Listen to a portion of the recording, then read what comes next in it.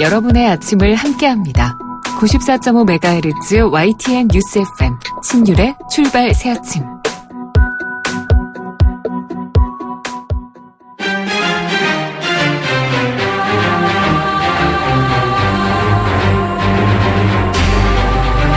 매일 아침을 뉴스로 깨웁니다. 신율의 출발 새아침.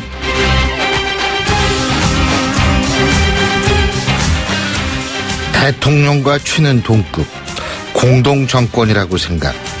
오늘 아침 조간신문들의 일면은 상당수 이런 표현으로 채워졌습니다. 그동안 검찰 수사 결과 발표에 의해서 혹은 신문들의 단독 보도에 의해서 이런 결론을 내리는 것은 가능했습니다만 최순실의 최측근이었던 인물들의 입에서 이런 발언을 직접 들으니까 이제 결론이 확신으로 변했습니다. 이로써 최순실의 국정농단이 어느 정도 기정사실화됐다고 볼 수 있는데요. 이런 것들이 내일 있을 탄핵안 표결에 어떤 영향을 줄지 궁금합니다. 물론 대다수는 내일 탄핵안이 가결될 것이라고 생각하지만 만일 가결되더라도 얼마나 많은 의원들의 찬성 속에서 탄핵안이 가결되느냐가 향후 전국 전망의 중요한 열쇠가 된다는 점에서 생각해보면 이런 언급이 갖는 파괴력이 어느 정도인지가 중요하다는 생각입니다. 이제 내일이면 향후 전국을 전망할 수 있는 첫 번째 단계를 통과하게 됩니다. 어떤 결과가 나올지 우리 모두 궁금합니다. 신율의 출발 새 아침, 오늘 순서 시작합니다.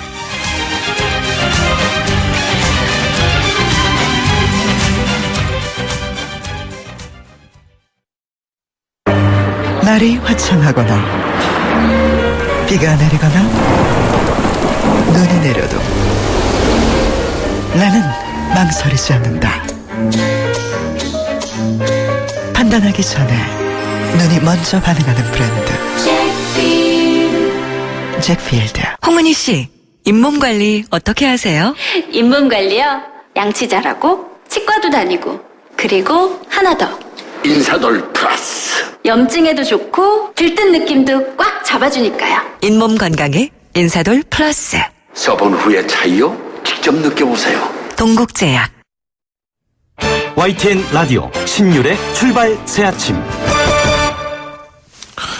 예, 지금까지 들어온 뉴스 백병규 시사평론가와 함께 알아보겠습니다. 어서 오십시오. 안녕하십니까. 예, 어제 최순실 게이트 국회 국정조사 2차 청문회가 있었죠. 근데 제가 지금 방금 말씀드린데 오늘 조간들이요 대부분 다 이거예요.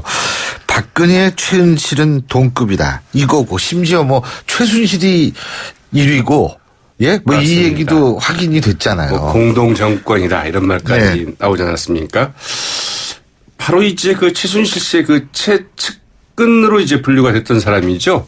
네, 이제 최순실 게이트로 구속된 그 차은택 전 그 창조경제추진단장. 최순실 씨의 요청으로 그 자신이 추천한 사람들이 그 장관도 되고 청와대 교육문화수석도 되고 한국콘텐츠진흥원장이 되는 것을 보고 또 그 자신이 이 문화창조 콘텐츠와 관련해서 그 써준 글이 박근혜 대통령 그 연설문에 그대로 나오는 것을 보면서 대통령에게 이렇게까지 할 수 있는 사람이 과연 있을 수 있을까 이런 생각을 했다고 합니다. 그러면서 이 최순실 씨가 박 대통령과 거의 같은 급에 있는 게 아닌가 생각한다고 얘기를 했습니다. 네. 뭐 거의 뭐 박근혜 최순실 공동 정권 같다는 이야기도 했고요. 이 최순실 씨의 그 또 다른 측근인 이 고영태 씨 또한 이 서열 1위가 그 최순실 씨라고 생각한다. 아니 근데요, 어제 나온 얘기 중에 이 부분도 주목해야 됩니다. 그 차은택이가 그랬잖아요. 맨 처음에 자기가 추천한 인물을 하니까 장관하고 수석 좀 아닌 것 같다 그래서 또 다른 인물을 좀 계속 하다 보다가 그러니까 결국 그건 뭐냐면 전적으로 그 인사는 바뀌었다는 얘기밖에 안 돼요, 최순실한테. 네, 그것도 이제 그 만난 지 그 2달 된 사람한테 글쎄요. 요청을 했다는 거 아니겠습니까? 그러니까 이게 만난 지 2달이 됐건 뭐 했던 간에 이게 뭐 이렇게 어쩌다 추천을 했는데 그 사람을 했다 이게 아니더라고요, 보니까. 네, 맞습니다. 참, 제가 이걸 보고서 참 기가 막혔는데. 그동안의 인사가 도대체 어떻게 되는 건지. 글쎄 말이에요. 상당히 좀 이상한 인사들이 많았잖아요. 네. 그 이상한 인사들에 말하자면 그동안 궁금했던 이제 열쇠가 좀 풀린 셈이죠. 그리고 이 김기춘 전 비서실장 어제 이제 제일 주목됐던 인물인데 대부분 모른다. 진짜 모른다. 그렇죠. 그러다가 나중에 그런 적 없다. 나중에 좀 바뀌었다고 그러더라고요. 마지막이 좀 약간 바뀌었는데요. 뭐 다 모른다, 알지 못했다, 뭐 최순실 씨의 뭐 국정농단은 물론이고 이 최순실 씨 자체를 만난 적도 없고 알지도 못했다. 세월호 참사 때 박 대통령의 그 의문의 7시간에 대해서도 자신은 전혀 아는 바 없다고 이제 그 시침을 냈댔죠. 또 그 청와대 그 수석 비서관 회의 내용을 그 꼼꼼히 기록해 놓은 고 김영환 전 민정수석의 업무 일지, 이른바 그 비망록이라고 지금 언론에서 보도하고 있지 않습니까? 그 내용에 대해서도 그 자신이 지시한 것을 기록해 놓았다고 볼 수 없다. 다른 수석들의 의견이나 이 작성한 분, 즉 그 고 김영환 전 민정수석의 그 사견이 들어가 있는 내용이 아닌가 싶다. 이러면서 이제 그 전면 부인을 했었죠. 그러니까 증거 능력으로서의 가치를 좀 떨어뜨리려는 발언이다. 맞습니다. 이런 분석도 있더라고요. 네. 근데 그게 박영선 의원에 의해서 결국은 좀 무너졌다는 분석이 많죠. 네, 어제 뭐 김기춘 전 대통령 비서실장의 저격수는 바로 그 박영선 의원이었다, 이런 얘기도 나오고 있는데요. 이 최순실을 몰랐느냐, 언제부터 알았느냐가 뭐 주요 쟁점이기도 했는데 김기춘 전 그 대통령 비서실장 몰랐다고 이제 그걸 딱 잡아뗐습니다. 그러자 조응천 의원, 이제 당시에는 그 청와대 그 공직기강 네. 비서관이었죠.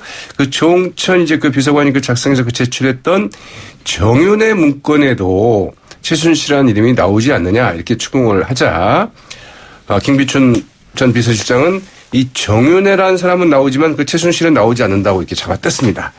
그러자 박영선 의원, 이 정윤회 문건 첫째 장에 이 최순실 이름이 나오는 것을 이제 그 적시해서 공개를 했습니다. 네. 그제서야 김기춘 전 비서실장은 착각을 했다, 이름은 안다고 이제 그 발언을 좀 정정을 했는데요.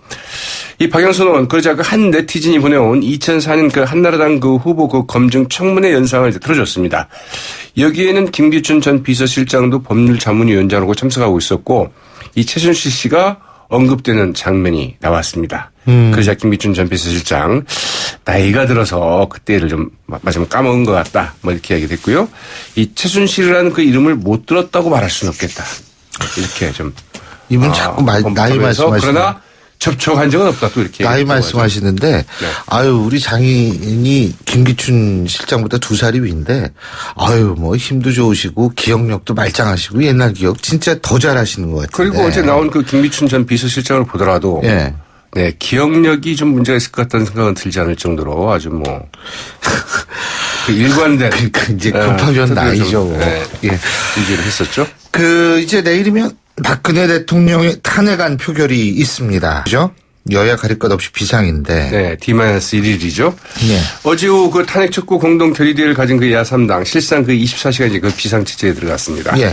민주당 소속 의원 121명 전원, 그리고 그 일부 그 지방자치단체장들, 오늘 이제 국회에서 그 밤샘 농성을 벌일 예정이라고 하죠. 국민의당은 이제 국회 경내 아예 그 텐트를 치고 있는데 이 의원들과 그 원외 지역위원장들이 돌아가면서 밤샘 농성을 하고 있는데 아마 오늘 밤에는 다들 농성에 참여하지 않을까, 이렇게 좀 예상되고 있고요. 비 온다던데. 예. 네, 이 정의당 의원들 역시 이제 그 농성을 이어가고 있습니다. 새누리당 그 주류와 비주류, 오늘 그 박근혜 대통령의 그 탄핵 소추안 표결을 하루 앞두고 각각 이제 그 별도로 회동을 갔는데 이정현 대표와 뭐 조원진, 이장우 최고위원 등 그 주류 의원들로 구성된 당 지도부, 오늘 오전 그 국회 본청에서 이제 최고위원 간담회를 갖는다고 그럽니다. 네. 여기에서 이제 뭐 어떤 얘기들이 오갈지 좀 주목이 되고 있고요. 이에 앞서서 그 비주류 중심의 그 비상시국위원회 역시 이제 오늘 오전 이 국회의원회관에서 그 회의를 열고 탄핵안 찬성 표결 기조를 재확인하고 예. 이제 아마 찬성표를 마지막으로 예. 점검을 할 것으로 이렇게 예상이 좀 되고 있습니다. 알겠습니다. 오늘 말씀 여기까지 듣겠습니다. 고맙습니다. 네, 고맙습니다. 예, 지금까지 백병규 시사평론가였습니다.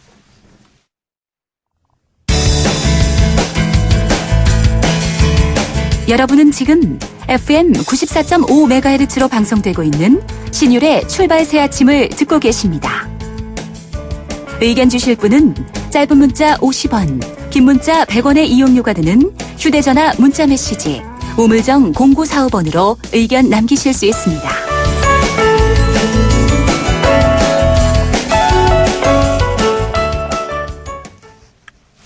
최순실 국정농단 의혹 진상규명을 위한 2차 청문회 어제 열렸다고 제가 말씀을 드렸는데요. 결국 최순실 없는 최순실 청문회가 됐습니다. 하지만 어제 그나마 저는 소득이 좀 있었다 이런 평가가 내릴 수도 있다고 보는데, 자, 국정조사 특위위원을 맡고 계시죠. 더불어민주당 박범계 의원 전화 연결해서 자세한 입장 들어보겠습니다. 박 의원님 안녕하십니까? 네, 안녕하세요. 아유, 어제 피곤하셨을 텐데 또 이렇게 아침부터 인터뷰해 주셔서 고맙습니다. 네?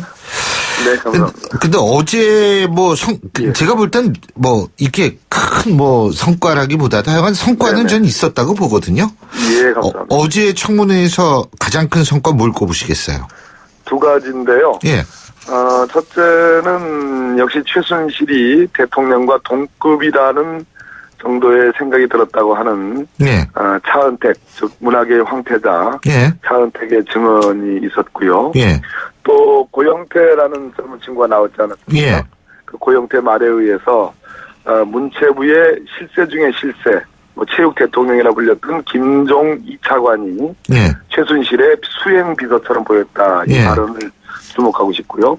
다른 한 측면은 김기춘 그 철옹성 같던 국정농단의 사실상의 비호자 김기춘 전 비서실장이 최순실의 존재조차도 모르고 있다라는 딱 잡아떼는 발언으로 일관하다가 여러 가지 증거 자료들이 제시가 되니까 최순실의 존재는 알고 있었으나 교분이 없었다 이런 식으로 말 바꾼 것, 그것이 두 가지 성과라고 생각합니다. 예, 근데 말이에요. 네네. 이 최순실이 지금 안 나오지 않습니까? 장시호는 나오고. 최순실 없는 최순실 청문회가 됐습니다. 예. 근데 그 일각에서는 예전에 그 한보 청문회 있었잖아요. 정태수 씨요. 예, 정태수 씨. 그때 그 구치소에 가서 했대요. 예? 예, 안 예. 나오겠다 그래가지고. 그러면은 아예 카메라 들고서, 예? 네네. 구치소 가서 안 나오겠다 그러면은 최순실이 독방 앞에 가가지고 카메라 들이댈 수도 있는 거 아닌가. 이런 얘기도 있는데 어떻게 보십니까? 네, 중요한 그 말씀이신데요. 좋은 아이디어 같습니다. 현재 저희 국정조사 특위에서도 최순실이 이 불출석, 버티기 전략에 대해서 어떻게 대처를 할 것인가 여러 고민들을 하고 있습니다. 지금 말씀하신 것처럼 서울구치소로 가서 현장 조사를 하느냐, 이 문제도 거론이 됐는데요. 일단은 이번 19일 날 5차 청문회를 열어가지고 최순실을 비롯해서 이번에 불출석한 증인들을 다시 한번 소환을 하게 됩니다. 그렇게 되면 그때 또 불출석하게 되면 형사적으로는 소위 동행명령을 2번을 받게 되는, 그래서 국회 모욕죄의 가중처벌이 될 수 있는 2번이 이제 경합법이 되는 거죠. 그런 심리적 압박을 가하고 지금 말씀하신 것처럼 서울구치소 현장 조사도 한번 고민을 좀 해보도록 하겠습니다. 예. 그리고 그 우병우 문제도 있죠. 네네. 이 사람도 지금 요리조리 잘 피하고 있는 것 같은데, 이 사람의 문제는 어떻게 해결해야 되나요? 역시 우병우는 우리가 소위 이제 민정수석, 그전에 수사기획관을 한 사람입니다, 검찰에. 예. 뭔가 좀 면도날 갖고 강직한 면모가 있을 것이다라는 일말의 희망조차도 완전히 그냥 무너뜨려버린 법률 밑바지라는 세평에 걸맞는 처신을 하고 있습니다. 본인은 물론이고 장모인 김장자 씨에 대해서조차도 저희들의 출석 요구서에 수령을 거부했고 이번 동행명령장의 집행도 거부했습니다. 이 부분 역시 제가 보기에는 이 정도 된다면 뻔히 국회가 전 국민이 이분들의 출석을 지금 기다리는 상황에서 이렇게 요모조모 피하고 다니면 형법상의 위계에 의한 공무집행 방해로도 한번 생각해 볼 수 있는 거 아닌가 하는 생각을 가져봅니다. 예. 자, 그리고 불출석도 문제지만 답변 태도도 문제인 게 이 김기춘 전 실장이나 김종 이 사람도 참 이게 어떻게 검찰 수사 결과로 알려진 것도 부정하는 듯한 언급도 하고 말이에요. 그렇습니다. 기억이 안 난다는 게 모른다죠. 기억이 안 난다는 그저께였죠. 그러니까 이런 거 들으면 참 진짜 참 기가 막혀요. 이거 어떻게 할 수가 없나요? 어차피 이제 국회 국정조사라는 것은 수사가 아니고 조사입니다. 네. 이번 청문회의 특징, 이번 국정조사의 특징은 전 이제 공중파 방송과 케이블 TV 방송 등이 생중계를 하고 있고 폭발적인 시청률을 기록하고 있습니다. 김기춘 전 비서실장을 비롯한 어제 나온 청문회 증인들의 일관된 모른다, 딱 잡아떼는 이런 태도, 증거, 이것이 국민적인 분노를 더 자아내고 있다라는 말씀을 좀 드리겠고요. 어차피 이 국정조사는 특검으로 가는 교두보, 중간 가교 역할을 하고 있다, 이런 측면을 말씀을 좀 드리겠습니다. 그리고 이제 어제 또 하나가 그 돌아가신 그 김영한 전 민정수석의 비망록.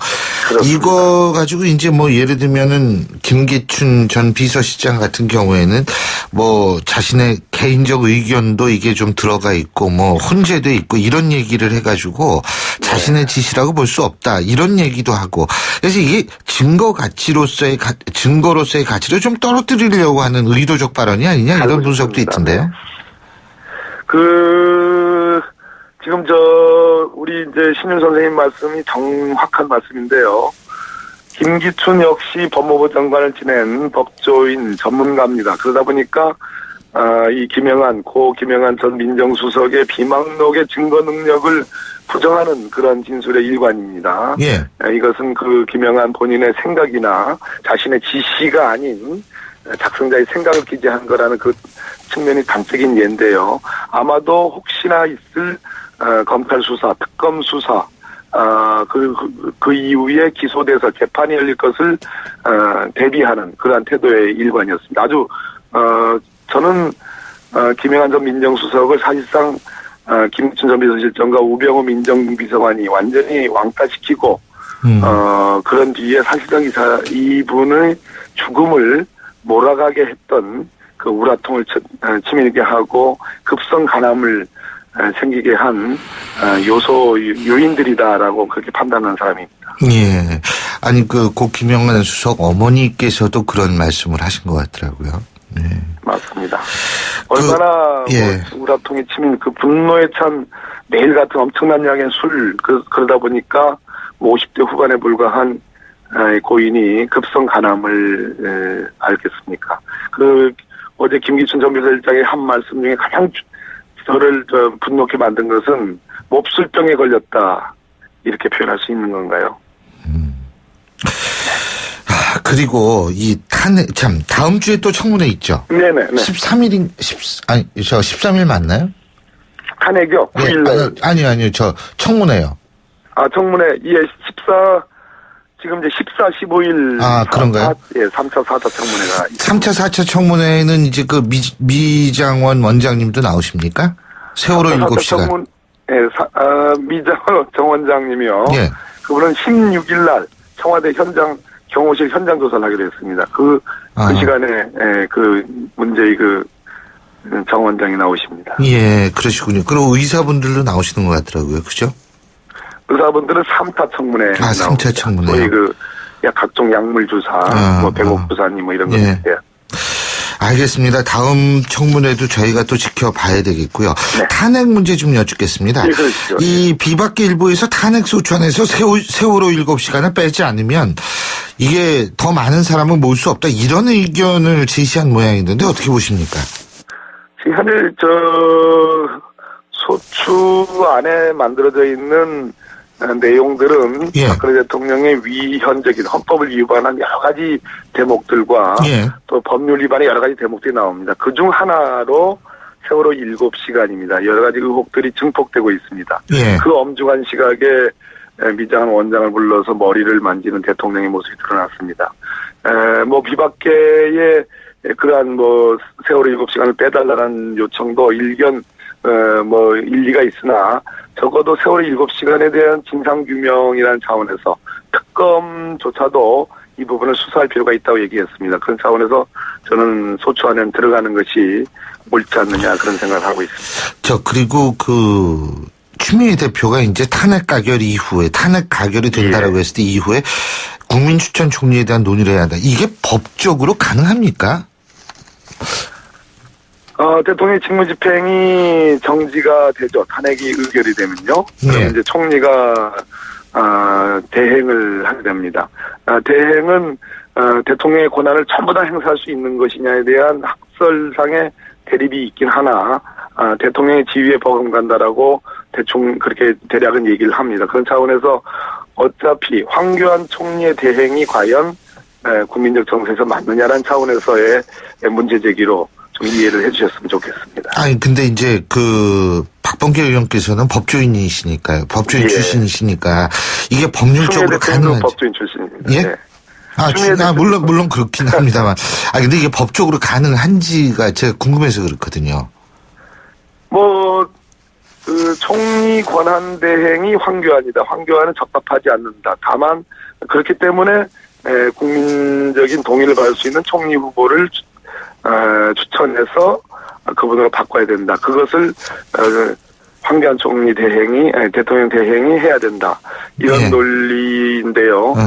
다소 지금 우리 신일 교수님 지적도 일면 타당한 면이 있으나 어쨌든 박근혜 대통령과 함께 공동으로 책임을 져야 될 황교안 총리 체제로 대응을 가야 되느냐, 이 부분에 대한 문제 제기로 글쎄요. 예. 이해를 좀 해주셨으면 좋겠습니다. 예, 잘 알겠습니다. 어쨌든 청문회 하시느라고 수고 많이 하셨고요. 다음 주에 또 저희가 또 보겠습니다. 오늘 말씀 잘 들었습니다. 감사합니다. 고맙습니다. 예. 네. 지금까지 더불어민주당 박범계 의원이었고요. 신율의 출발 새 아침 1부 순서 여기서 줄입니다. 잠시 뒤 2부에서 뵙죠. 김 사장, 요즘 얼굴 폈는데 무슨 좋은 일 있나 봐. 요즘 든든한 후원자가 생겼거든. 그게 누군데? 자네는 아직도 모르나? 중소기업들의 기술 고민 해결사 기업공감 원스톱 서비스 미래창조과학부가 정부 출연연구원, 대학 등 60여 개 전문기관을 활용해 필요한 기술이나 인력을 찾아주는 것은 물론 고가의 장비도 활용할 수 있게 도와준다고. 나도 이용할 수 있는 건가? 당연하지. 누구나 국번 없이 1379로 전화하면 도움을 받을 수 있으니 기술 고민 있으면 전화해보게. SOS 1379 기업공감 원스톱 서비스 누구나 국번 없이 1379 정부 3.0과 함께합니다. 이 시각 의약품 안전 사용 서비스 상황을 알아보겠습니다. 현장에 DUR님 나오시죠. 네, 송일국 씨. 저는 지금 병원과 약국에 나와 있는데요. 의사가 처방 전에, 약사가 조제 전에 중복되는 약, 함께 먹으면 안 되는 약을 확인하고 있습니다. 그런데요, DUR님. 새로운 정보에 의하면 약을 더 안심하고 복용할 수 있다면서요? 네, 이제 실시간 확인은 물론 건강보험 심사평가원 홈페이지에서 3개월 동안 내가 먹은 약을 한눈에 확인할 수 있습니다. 의사, 약사뿐만 아니라 내가 또 한번 확인할 수 있으니까 안심이 2배 더 커진 거죠. 내가 먹는 약 한눈에 DUR로 당신의 건강할 권리를 찾으세요. 건강보험 심사평가원. 안녕하십니까? 대한신경정신의학회 이사장 정한용입니다. 우리나라는 OECD 국가 중 자살률이 가장 높습니다. 자살과 가장 연관이 크다고 알려져 있는 우울증은 치료가 가능한 병입니다. 하지만 약물만으로 치료가 가능한 것은 아닙니다. 정신건강의학과 전문의에게 정확하게 진단받고 정신치료와 약물치료를 함께 하는 것이 마음의 건강과 행복을 되찾는 가장 좋은 방법입니다. 정신건강의학과는 여러분의 우산이 되겠습니다. 이 캠페인은 대한정신건강재단과 대한신경정신의학회가 함께합니다. 굴삭기, 크레인, 지게차, 스카이차, 로더 이 모든 중장비를 부르는데 걸리는 시간은? 1644-4049 공사마스터 전화 한 통이면 오케이. 중장비 빠르게 찾을 땐 1644-4049 1644-4049 공사마스터. 모바일에서도 공사마스터. 소통의 아침을 여는 공정한 목소리 신율의 출발 새아침. 신율의 출발 새 아침 2부 순서 먼저 광고부터 듣겠습니다. 온도와 습도를 항상 일정하게 유지시켜주는 항온항습기 전문기업 AR. 전산센터, 반도체 공장, 미술관, 박물관, 귀중품 보관실을 30년 축적된 기술로 AR이 지켜드립니다. 24시간 확실한 서비스 보장 031-497-0561. 크리네어 테크. 크리네어 테크 집중기 주물 작업, 연마 작업, 페인트 작업, 분진가스, 냄새, 연기 작업장 분진. 이 세상에 못 없애는 분진이 어딨어. 크리네어 테크 집중기가 다 잡아줍니다. 크리네어 테크. 크리네어 테크 집중기. 페이스 도루코 면도기, 도루코 페이스 면도기. 페이스 안전하고 부드러운 대한민국 면도기. 안전하고 부드러운 면도 그 이상을 경험하세요. The Shaving Innovator, Dorco Pace. 괜찮은 맛집을 발견하면 함께하고 싶은 분 떠오르시죠? 나만 쓰기 아깝다는 좋은 제품은 알리고 싶죠? 회원으로 가입하여 알뜰히 구매하고 직접 판매도 할 수 있는 행복 나눔의 가치. 건강한 회원 직접 판매의 정신입니다. 796만 소비자와 회원이 선택하고 있는 회원 직접 판매. 직접 판매 공제조합에 가입된 회원 직접 판매 기업은 소비자 피해 보상 보험으로 믿을 수 있습니다.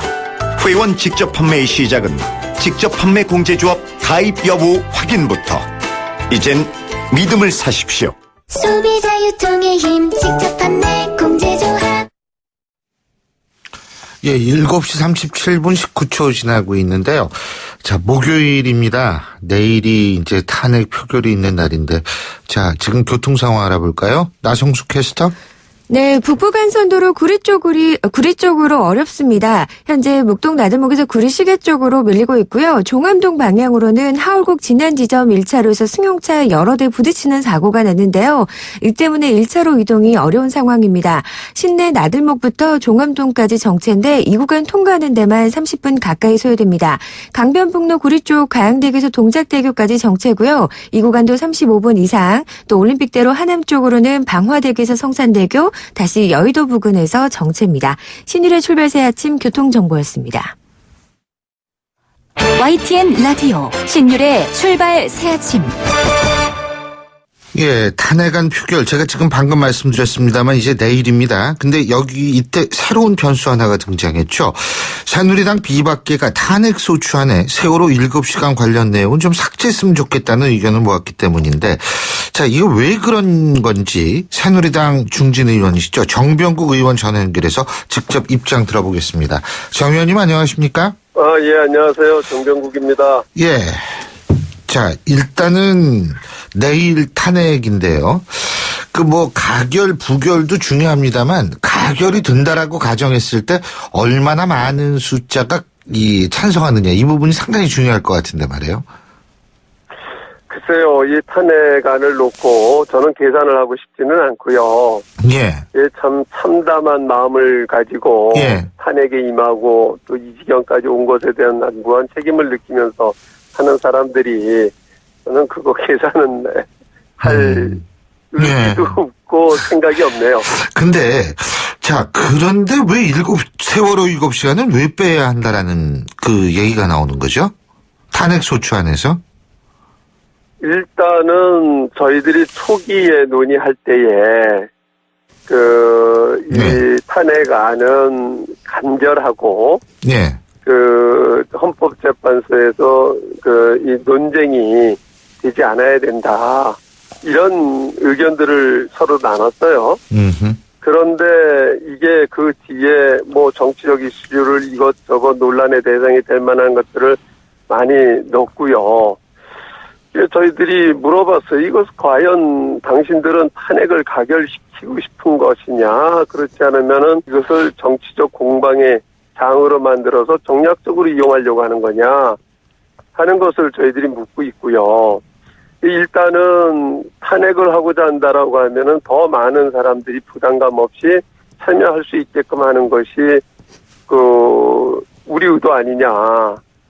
근데 왜 이것저것 처음서부터 얘기하지 않았던 부분들을 다 넣게 됐느냐 하는 부분이 논란의 대상이 되는 것은 일단은 빼자라고 하는 겁니다. 근데 세월호 7시간이 정략적인 측면이라고 보시는 겁니까, 그러면? 아니, 그 자체가 정략적이라고 보는 게 아니고요. 예. 이 탄핵을 가결시킬 거냐 말 거냐는 탄핵 자체를. 그러니까 이것을 탄핵을 시키고자 하는데 그것이 들어가든 안 들어가든 꼭 들어가야지만 탄핵의 요건이 되는 것은 아니거든요. 예. 그러니까 탄핵의 요건이 되는 부분들을 간결하게 해서 빨리 그 절차가 수행이 될 수 있게끔 하자 하는 게 저희들 취지고요. 저는 충분히 이해가 되는데, 근데 이제 지금 새누리당에서 얘기 나오는 건 세월호 7시간을 빼야지 보다 많은 의원들이 찬성으로 바꿀 수 있다라는 얘기거든요. 그죠?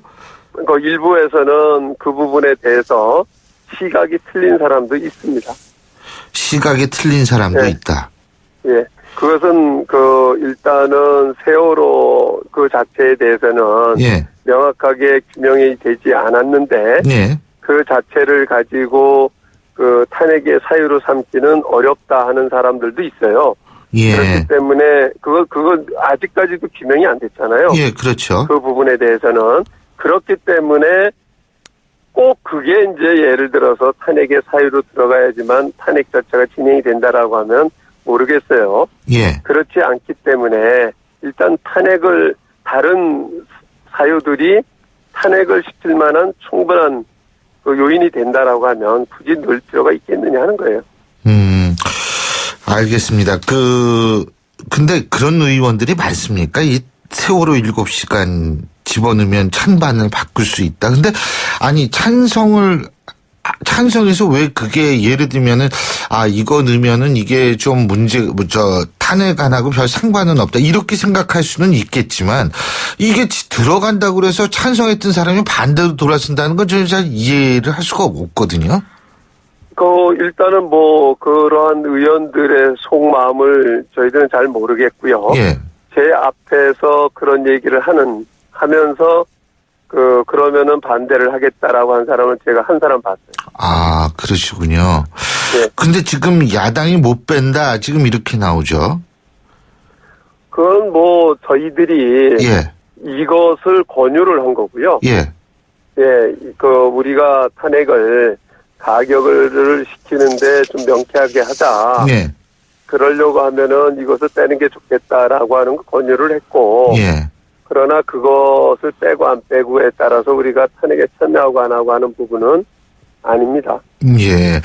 아니, 제가 아까 이제 맨 처음에 여쭤봤던 것이 이제, 몇 표로 가결되느냐에 따라서 만약 가결된다고 했을 때 그것이 향후 전국에 미치는 영향이 전 있다 이랬을 때 이제 우리 정병국 의원님께서는 아직은 그렇게 생각할 때가 아니다라고 말씀하셔서 저도 물론 그 말씀 100% 맞는 말씀이라고 생각을 하는데 숫자가 많아질수록 사실은 새누리당 내에서의 역학관계도 분명히 바뀌어질 거고 저는 박근혜 대통령의 입장도 달라질 수 있을 거라고 생각해서 제가 여쭤본 거거든요. 예를 들면 250명 이상이 예를 들면 탄핵에 찬성을 했다라고 한다면 사실상 친박계의 몰락을 의미하게 되고 그렇게 되면 박 대통령이 기댈 곳이 사라지기 때문에 박 대통령의 입장도 좀 변화가 될 수 있지 않을까 이런 생각 때문에 여쭤본 거거든요. 이게 사실 몇 표가 되느냐가 결국은 다음 플랜하고도 연결되는 거 아니겠습니까? 어떻게 보십니까? 저희는요. 이게 이 지경까지 오게 된 집권 여당으로서의 책무가 있다라고 보는 거고요. 그렇기 때문에 비상시국 회의가 출범을 할 때의 목표는 새누리당을 청산해야 된다 하는 거에 있어서 청산이요? 예. 그것이 저희의 주 목표입니다. 그래야 이 지경까지 오게끔 한 것에 대한 집권 여당의 책무고 우리가 마지막에 해야 될 도리다 이렇게 생각을 하는 거고요. 그런 차원에서 이게 몇 표가 더 나오고 안 나오고 하는 것이 거기에 작용을 할 수는 없다 하는 겁니다. 그렇게 계산적으로 해가지고 친박수가 더 많고 적고 이것은 의미가 없고요. 친박수가 아무리 더 많아도 또 우리 수가 아무리 더 많아도 어쨌든 간에 결과는 똑같아야 된다. 결국은 새누리당은 청산을 해야 되고 그러니까 보수를 대변하는 역할을 제대로 못했고 그렇기 때문에 청산을 하고 그야말로 건전한 보수 세력들이 새로운 당을 만들던 새로운 국면을 만들 수 있도록 자리를 지켜줘야 된다 하는 것이 저희들 생각입니다. 새로운 당을 만들겠다는 쪽이 새누리당도 물론 그럴 필요성이 있습니다만 반기문 유엔 사무총장 쪽에서도 그런 얘기가 나오는 모양이더라고요. 저희가 확인을 해보니까 전혀 거긴 근거가 없다고 그러던데. 또 근거가 없대요? 주변에 있는 사람들의 얘기들하고 얘기를 하더라고요. 근거가 또 없답니까? 아니, 오늘 날짜도 1월 1일이다, 1월 중순이다, 하도 얘기가 많아가지고. 그러니까 이제 보니까, 얘기를 들어보니까요. 제가 아주, 그쪽에 아주 핵심적인 분하고 얘기를 했는데, 일단은 지금 국내에서 반기문 사무총장과 관련해서 여러 가지 지지단체든지 뭐든지 전혀 접촉한 사실이 없답니다. 그리고 어느 정치권하고도 구체적으로 이 부분에 대해서 논의를 한 적도 없고요. 근데 참 신기하네요. 그 얘기들이 아주 그럴듯하게 다 보도가 됐었는데. 그래서 지금 전개되는 사항들을 보면 실질적으로 그런 움직임을 하는 사람들이 있어요. 그런데 그 자체가 반기문 사무총장의 직접적인 관계는 없다. 하는 것이 아니고 자가 발전들을 좀 더 한다는 거죠. 네. 자, 그리고 또 한 가지 제가 여쭤볼게요. 더불어민주당 추미애 대표가 탄핵안 가결 이후에 야당끼리 정치회담을 개최하든지 이 국민 추천 총리 같은 문제를 논의해 나갈 것이다. 이런 얘기를 하는데 이게 가능합니까? 법적으로? 탄핵안 가결 이후 만약 가결이 된다면 국민 추천 총리요? 저는 예. 정말 지금 야당이 예. 지금 어떻게 보면 상식을 벗어난 얘기들을 해요. 왜들 이러는지 저는 문재인 후보, 그러니까 문재인 전 대표도 그러고 왜들 이렇게 상식이 어긋나는 얘기들을 수도 없이 얘기를 하는지 모르겠어요. 네. 아니 처음에 대통령께서 국회까지 방문을 해서 여야 합의로 국무총리 추천해달라고 할 때에는 또 그 뒤에 저희가 계속 그것을 해달라고 요구를 했음에도 불구하고 전혀 그 반응이 없다가 이제 와서 자기들의 유불리에 따라 가지고 그것을 하겠다라고 하면 또 그것이 법적으로 가능하냐 이겁니다. 전 일단 그게 궁금하더라고요. 예, 심지어는 탄핵을 가결해놓고 또 대통령 퇴진, 즉각 퇴진을 해야 된다, 하야를 해야 된다 이런 주장을 또 문재인 전 대표는 얘기를 하세요. 예. 저는 이런 초법적인 발상들을 어디서 하는 건지 왜 하는 건지 잘 이해가 가지 않아요. 아니, 오로지 당장 뭐 대권과 대해서 유리하니까 빨리 해야 되겠다 이런 조급함에서 오는 건지. 대통령 즉각 퇴진은 법적으로는 가능하잖아요. 뭐 탄핵이 가결되더라도. 아니죠. 그 본인 그 스스로가 판단을 해야 되는 거고 우리가 일단은 탄핵을 통해서 그 법 테두리에서 하겠다고 했으면 그 결과를 봐야죠. 절차를 봐야지 되는 게 도리지. 그럴 것 같으면 뭐하러 탄핵을 하자고 했어요. 예. 전 국민 추천 총리가 제일 좀 이게 법적으로 가능한가? 그것도 법적으로 가능하지도 않죠. 예, 그래서 그게 궁금한 하더라고요. 국무총리를. 네. 글쎄, 국무총리가 대통령 권한 대행인데.